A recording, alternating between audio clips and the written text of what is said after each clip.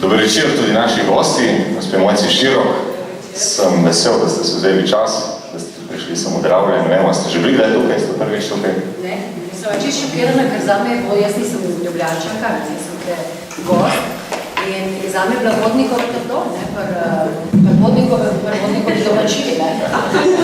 Ni mi jasno, zakaj me pošiljajo čez obvoznico, ne, kako čez obvoznico?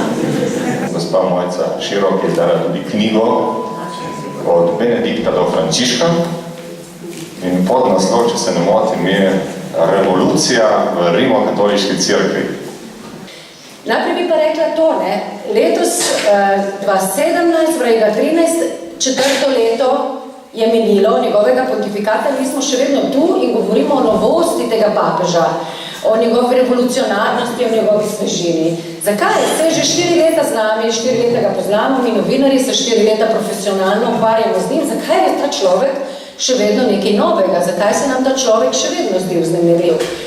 In zdaj si predstavljate mene, novinarko, nas, novinarje in ne samo nas. Predstavljajte si vse vatikanske strukture, vse visoke dostojanstvenike, ko se ta človek tistega večera, 13. marca 2013, pojavi tam na tistem balkonu in reče Buonasera.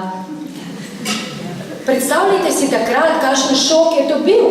Jaz se spomnim, jaz sem bila tam, mi smo pač čakali na ta dogodek in nekako pričakovali, da se bo verjetno zgodilo tisti večer, ker so nas kardinali med kongregacijami, to so ta posvetovanja kardinalska pred konklavom, opozarjali na to, da bo hitra izvolitev dokaz enotnosti kurije, enotnosti kardinalskega zbora in da več kot 4-5 glasovanj že ne bo smelo biti, ker bo to kazalo na neke razkole in tako naprej. Skratka, smo bili pripravljeni, da se bo to zgodilo, ampak ko se je zgodilo, v bistvu je sledila cela vrsta presenečenj.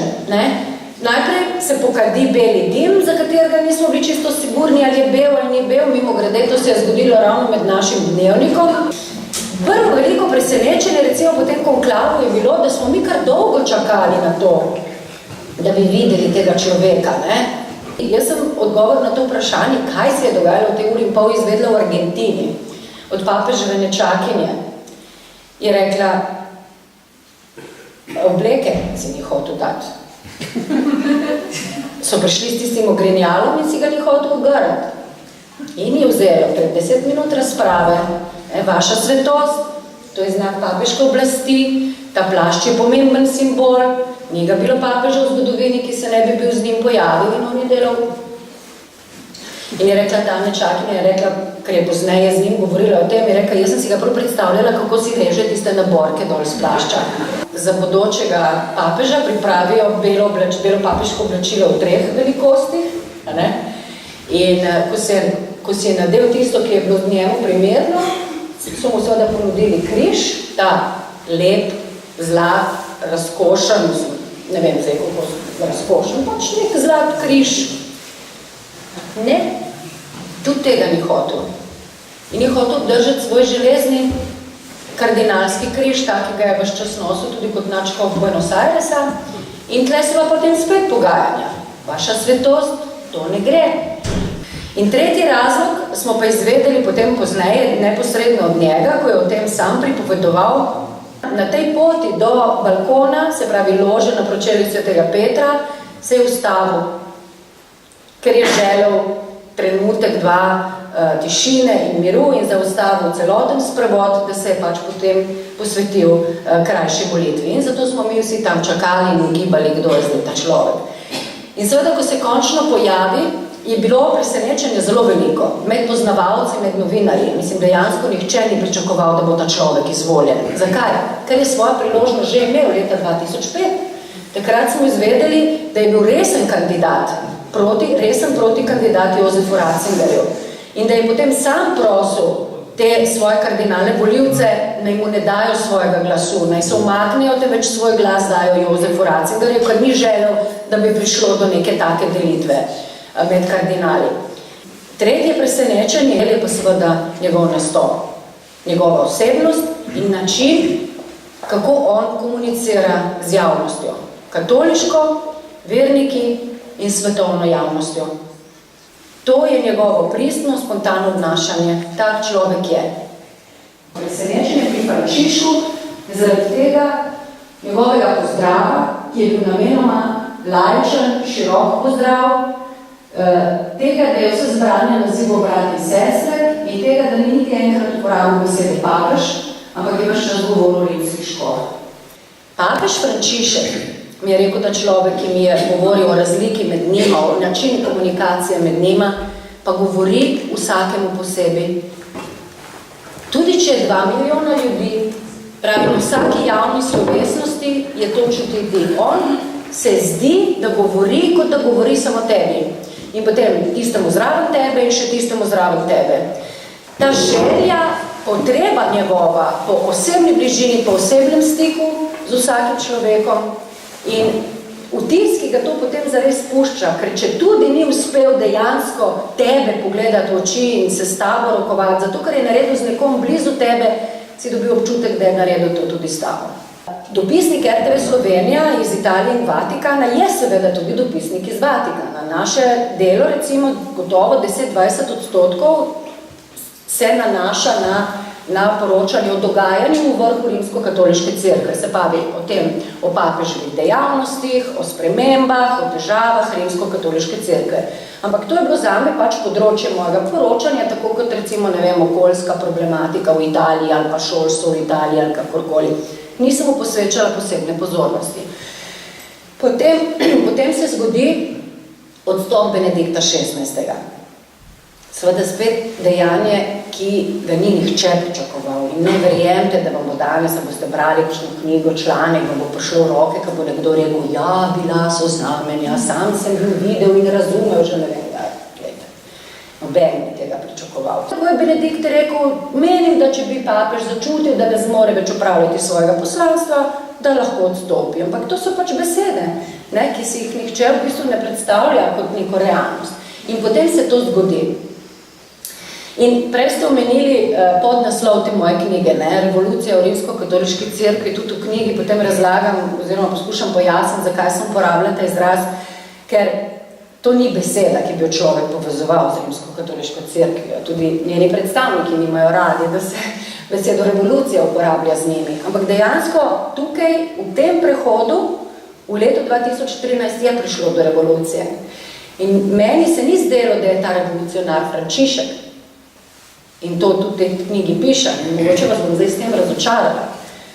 Pri tem dogodku je bil zame, in še danes tako mislim, revolucionar Benedikt XVI, ki je s tem svojim odstopom dejansko ne samo naredil neko osebno žrtev, ampak korak, ki je bil tako nepričakovan in na tak način radikalen, da je do temeljev pretresel to ustanovo, ki je potem čutila potrebo, da na njegovo mesto pokliče nekoga takega, kot je Frančišek. Jaz v bistvu to spremljam, ker je to moja služba, ker sem za to plačana, vsakodnevno. Hodim na vse dogodke, spremljam in pogovarjam se z ljudmi za svoje prispevke, intervjuvam različne predstavnike cerkve, različne analitike, poznavalce, običajne ljudi. Skratka, od trenutka, ko Benedikt odstopi, do trenutka, ko je izvoljen Frančišek in še te prve mesece potem, je to del mojega vsakdana.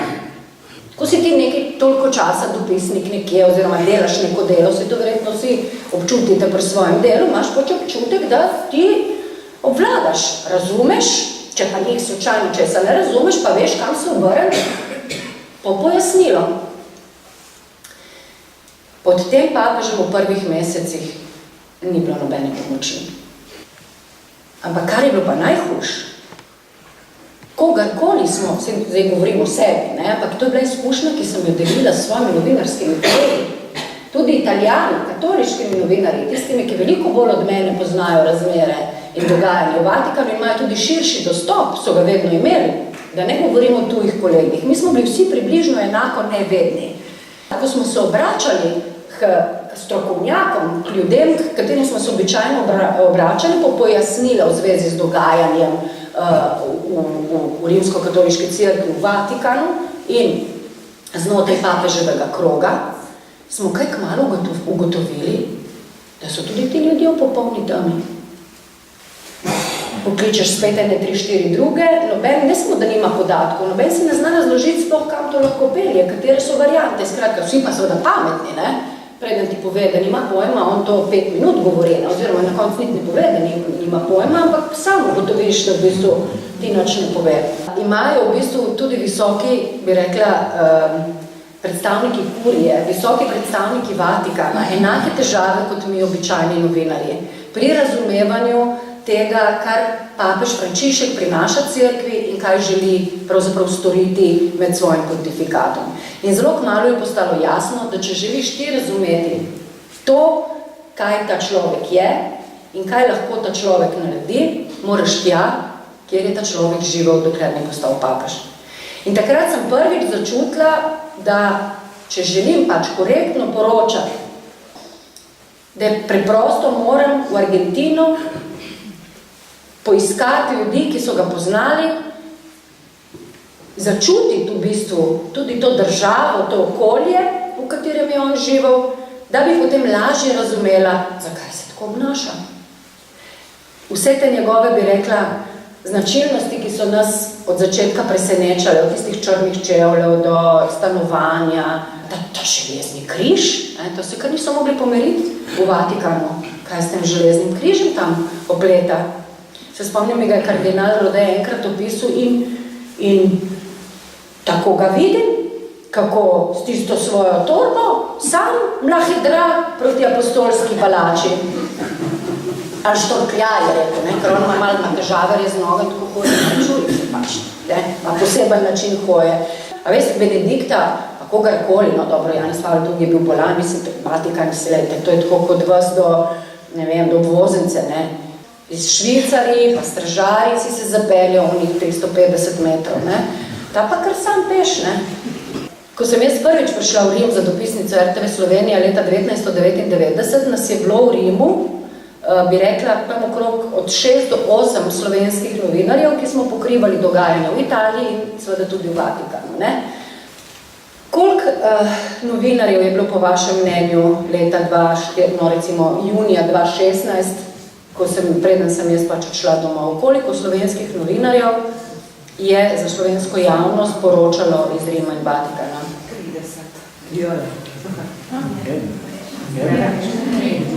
Eden. Samo še dopisnik RTV Slovenija, to sem bila slučajno jaz takrat, no zdaj je kolega Petrovac. Zakaj? Ker noben slovenski medij postopno ni imel več denarja, da plačuje svojega človeka v Rimu.